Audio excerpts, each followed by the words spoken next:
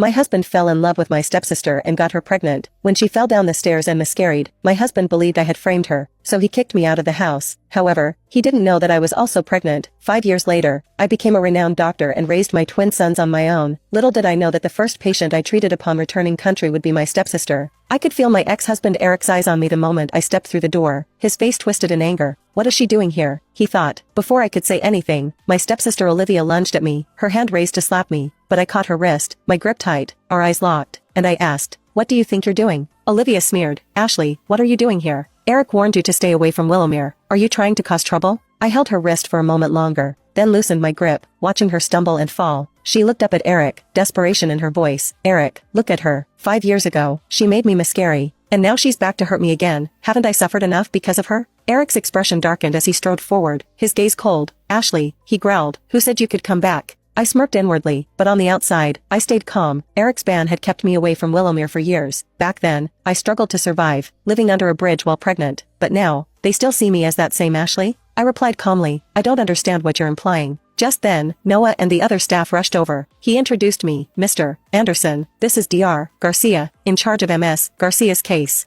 Olivia froze. "What?" she whispered. I replied with a blank expression, "Hello, I'm Alice Garcia. I don't know who this Ashley you're talking about is." Noah hesitated before adding, "Well, Ashley was Mr. Anderson's ex-wife." I smiled, glancing at Olivia. "Ex-wife, huh? Then who's this?" I asked, intrigued. Noah remained silent. Olivia snapped, "None of your concern," her face flushed with anger. "This is a private matter." I nodded, conceding, "Fair enough. It's your private business, but when you slander me, accusing me of causing your miscarriage, I have to know why, don't I?" I cast a slight glance at Olivia, whose rage was palpable. "So, MS Garcia, are you the homewrecker?" I asked, walking closer to her. Eric's patience was wearing thin. "Dr. Garcia, your job is to focus on Olivia's condition. We need a surgical plan," he said, his tone cold. Unfazed, I replied with a smile, "Sorry, Mr. Anderson, but I have other patients waiting. You'll need to wait your turn." Olivia, humiliated, glared at me. "You can't treat us like this. Do you even know who we are?" I met her glare with a steady gaze. "Everyone waits their turn, no matter who they are. Medical consultations aren't like marriages. You can't just show up whenever you feel like it." Later, Olivia whined to Eric, "Can we switch hospitals?